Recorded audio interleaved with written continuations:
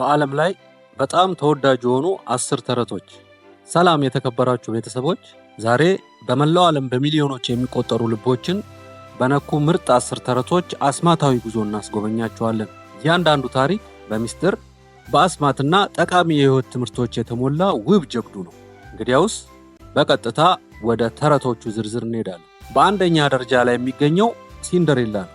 ይህ ተረት የሚያወራው ሲንደሬላ ስለምትባል አንድ እናቷ ስለሞተችባት ትንሽ ልጅ ታሪክ ነው። ተረቱ በአጭሩ ሲታይ ይህን ይመስላል። አንድ ጊዜ ሲንደሬላ የምትባል ጣፋጭ ልጅ ነበረች። እሷም በክፉ የእንጀራ እናቷና በሁለት ጨካኝ የእንጀራ እህቶቿ ከባድ የጉልበት ሥራ እንድትሰራ እየተገደደች ትኖር ነበር። እሷ ግን የተሻለ ህይወትን የማግኘት ህልም ነበራት። አንድ ቀን ንጉሱ ለልጁ ልዕልት ለመምረጥ ቤተ መንግስቱ ውስጥ ግብዣ ያዘጋጅና ሁሉም ሴት ልጆች ይጠራሉ። የሲንደሬላ እንጀራ እናት ስላልፈቀደች ቤተሰቡ በሙሉ ሲንደሬላን ትቶ ወደ ግብዣው ይሄዳሉ። ሲንደሬላ ቁጭ ብላ ስታለቅስ አንድ አስማት ያለው ተኩላ አስማታዊ በሆነ መንገድ የሚያብረቀርቅ ቀሚስና የመስታወት ጫማ አድርጎላት ወደ ግብዣው ትሄዳለች። በግብዣው ላይ ልዑሉ እሷን አይቶ ይወዳታል። ነገር ግን አስማተኛው ባዘዛት መሰረት እኩለ ሌሊት ላይ ሮጣ ትሄዳለች። ስትሄድ ግን የሚያብረቀርቀው ጫማዋን ጥላው ነበር የሄደችው። ልዑሉ ጫማውን ይዞ ግዛቱን ይፈልጋል። ይሄ ጫማ ለማን ይሆን የሚበቃው ተብሎ ሲፈላለግ ለሲንደሬላ የሆናትና ይበቃታል። እናም ምስኪኗ ልጅ ልዑሉን አግብታ ንጉስና ንግስት ይሆናሉ ማለት ነው። ይህ ተረት ተስፋ ለመቁረጥን፣ ደግነትንና መተባበርን የሚያስተምር ነው። በሁለተኛ ደረጃ ላይ ያለው ስኖ ዋይት ይባላል። ይህ ተረት የሚያወራው አንድ ከሁሉም በላይ ቆንጆ መሆን ስለምትፈልግ አንዲት ንግስትና ስለ እንጀራ ልጇ ወይም ስለ ስኖ ዋይት ነው። ይቺ በቅናት የተሞላ ልብ ያላት ንግስት ከሁሉ የተዋበች ሆና ለመቆየት ትጥር ነበር። ነገር ግን አስማታዊ መስታወቷ የእንጀራ ልጇ የሆነችው ስኖ ዋይት በውበት እንደምትበልጣት ሲናገር በቁጣ ትሞላለች። ስኖ ዋይትንም ለመግደል ትነሳለች። ስኖ ዋይት ወደ ጫካው ትሸሻለች እና ከ7 ደግ ከሆኑ ድንክዮች ጋር መጠለያ ታገኛለች።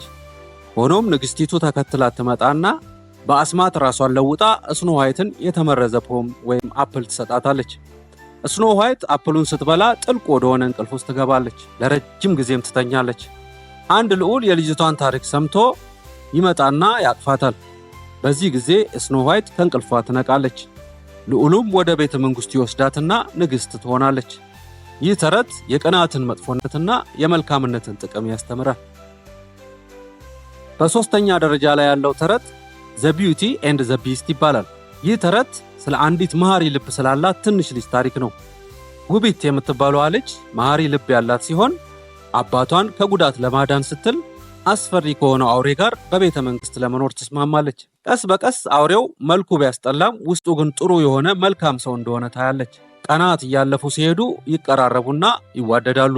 ስትወደውና ስትንከባከበው ፍቅሯ አውሬው ላይ ያለውን እርግማን ይሰብረውና አውሬው ወደ መልካም ልዑልነት ይለወጣል። ከዛም ንጉስና ንግስት ሆነው አብረው ይኖራሉ።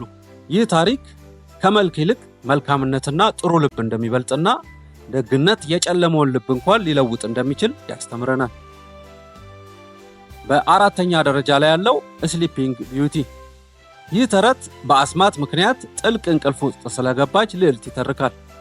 አንዲት ሕፃን ልዕልት በክፉዋ ጠንቋይ ጣቷን በመርፌ እንድትወጋና ወደማያልቅ እንቅልፍ እንድትገባ ትረገማለች። እሷን ለመጠበቅ ንጉሱ ሁሉንም መርፌዎች ደብቆ በድብቅ ያሳድጋታል። ግን ዕጣ ፋንታ መንገድ ያገኛል። በ16ኛ ዓመት ልደቷ ላይ በመርፌ ትወጋና ወደ ጥልቅ እንቅልፍ ውስጥ ትወድቃለች። መላው ሀገር ከእሷ ጋር አብሮ እንቅልፍ ይወስደዋል። ከረጅም ዓመታት እንቅልፍ በኋላ ደፋር ልዑል በእሾህ የተሸፈነው ቤተ መንግስት ውስጥ ከአስማተኛዋ ጋር ተዋግቶ ልጅቷን ያድናትና አብረው መኖር ይጀምራሉ። የሀገሩ ሰው በሙሉ ከእንቅልፍ ይነቃል። እናም ደስታ ወደ ሀገሩ ይመለሳል። ይህ ተረት ስለ ደፋርነትና ስለ መልካምነት ያስተምራል። በአምስተኛ ደረጃ ላይ ያለው ዘ ሬድ ራይዲንግ ሁድ ወይም ባለቀይ ኮፍያዋ ልጅ ነው። ይህ ተረት አያቷን ለመጠየቅ ስለሄደች ትንሽ ልጅና ስለ ጨካኙ ተኩላ ያወራል።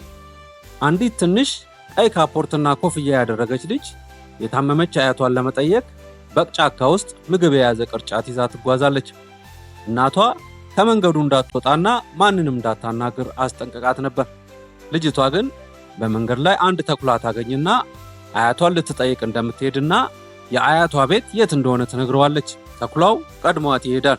አያቷ ቤት ስትደርስ በድብቅ ቀድሞ ወደ አያቷ ቤት የደረሰውና አያቷን ውጦ የአያቷን መልክ የመሰለ ተኩላ ታገኛለች። ባለቀይ ኮፍያዋ ልጅ ስትደርስ የሆነ ችግር እንዳለ ታስተውላለች። አያቴ እንዴት ትልልቅ አይኖች ኖሩሽ እያለች ስትጠይቅ ተኩላው ሊበላት ይነሳል። እንደ ዕድል ሆኖ በአቅራቢያው ያለ አንድ ደን ጠባቂ ጩኸቷን ሰምቶ ያድናትና አያትየውን ከተኩላው ሆድ ውስጥ በሰላም ያወጣቸዋል። ይህ ተረት መጠንቀቅና ሁልጊዜ ምክር ማዳመጥ እንዳለብን ያስተምረናል። ሃንሴልና ግሬቴል። ይህ ተረት ስለ አንድ ትንሽ ወንድምና እህት እና ስላጋጠማቸው ፈተና ያወራል። ሃንሴልና ግሬቴል የተባሉት ሁለት ልጆች በእንጀራ እናታቸው ወደ ጫካው ጥልቅ ተወስደው ይጣላሉ። በጫካ ውስጥ ተርበውና ተጠምተው ሲጓዙ ከከረሜላ የተሰራ ቤት ያገኛሉ። ሲገቡም ልጆችን አታላ የምትበላ ክፉ ጠንቋይ ታገኛቸዋለች። ነገር ግን በጥበብና በድፍረት ጠንቋዩን ምድጃ ውስጥ እንድትገባ አታለው ያመልጣሉ።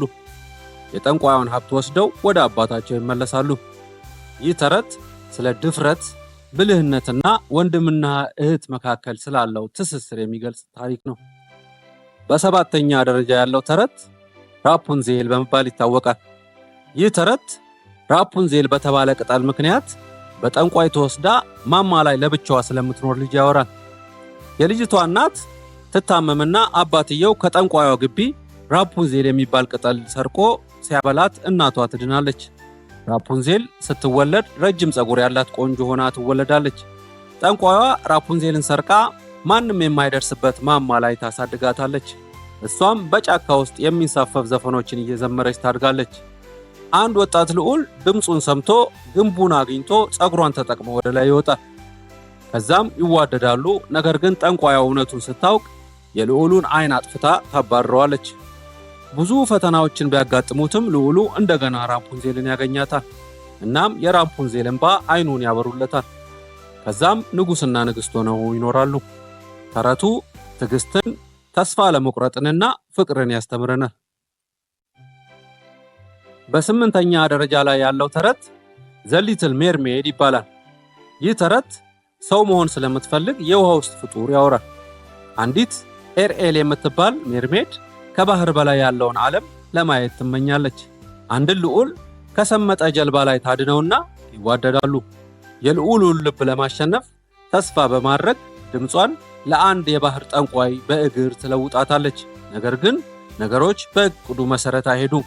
ጠንቋዩዋ ራሷን ቀይራ ልዑሉን ትወስደዋለች። ቢሆንም ግን በጓደኞቿ እርዳታ ሜርሜዷ ጠንቋዩዋን ታጋልጥና ልዑሉ ያሸንፋታል። እናም ልዕልቷና ልዑሉ ንግሥት ይሆናሉ። ይህ ታሪክ መስዋዕትነትን፣ ማንነትንና ፍቅርን ያስተምራል። በዘጠነኛ ደረጃ ላይ ያለው ተረት ጃክ ኤንድ ዘ ቢንስቶክ ይባላል፣ ወይም ጃክና የባቄላው ፍሬ። ይህ ተረት ሰማይ ስለሚደርስ ባቄላና ትንሽ ልጅ ታሪክ ያወራል። ጃክ የድሃ ቤተሰብ ልጅ ሲሆን ላማቸውን ለአንድ አስማተኛ ሰጥቶ በባቄላ ፍሬ ይቀይራል። እናቱ ተቆጥታ ባቄላውን በመስኮት ትጥለዋለች። ነገር ግን ባቄላው በአንድ ሌሊት ሰማዩ ወደሚደርስ ግዙፍ ዛፍ ይቀየራል።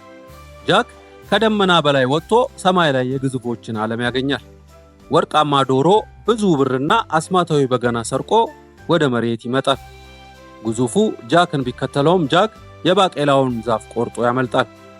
ይህ ተረት ስለ ድፍረት፣ ጀብዱና ሕይወትን ለመለወጥ ስለሚደረግ ጥረት ያስተምራል። በአስረኛ ደረጃ ላይ ያለው ተረት ዘ ፍሮግ ፕሪንስ በመባል ይታወቃል፣ ወይም መንቆራሪቱ ልዑል። ይህ ተረት ስለ አንድ ልዕልትና ስለ መንቆራሪት ያወራል። አንዲት ልዕልት የወርቅ ኳስ ወደ ጉድጓድ ይገባባትና አንድ እንቁራሪት ያወጣላታል። እንቁራሪቱ በምትኩም ከሷ ጋር እንዲበላና ትራሷ ላይ እንዲተኛ ቃል እንድትገባለት ያደርጋል። መጀመሪያ ላይ እምቢ ብትልም ቃሏን ስትጠብቅና ስትንከባከበው እንቁራሪቱ ወደ ልዑልነት ይለወጣል። ልዑሉ ላይ ተደርጎ የነበረውን የአንዲት ጠንቋይ እርግማን በልዕልቷ ደግነትና ታማኝነት ምክንያት ይሰበራል። ይህ ተረት እውነተኛ ማንነት ከውስጥ እንደሚገኝና ቃልን መጠበቅ ታላቅ በረከቶችን እንደሚያመጣ ያስተምረናል። የዓለማችን ታላላቅ ተረቶችን ስላዳመጣችሁ እናመሰግናለን። የትኛው ታሪክ ነበር የወደዳችሁት? የዓለማችን ተወዳጆቹ 10 ምርጥ ተረቶች ከነሙሉ ታሪካቸው እዚህ ቻናል ላይ ስላሉ ወደ ውስጥ ገብታችሁ መከታተል ትችላላችሁ። ከነዚህ ተረቶች በተጨማሪም ሌሎች ውብ የአማርኛ ተረቶችን ለመከታተል ላይክ፣ ሼር እና ሰብስክራይብ ያድርጉ። ይህንን ቪዲዮ ከወደዳችሁት ቀጣዮቹን ከ11 እስከ 20 ያሉትን የዓለማችን ምርጥ ተረቶችን ባጭሩ ይዘን እንቀርባለን። ተረት ከቡቡ ጋር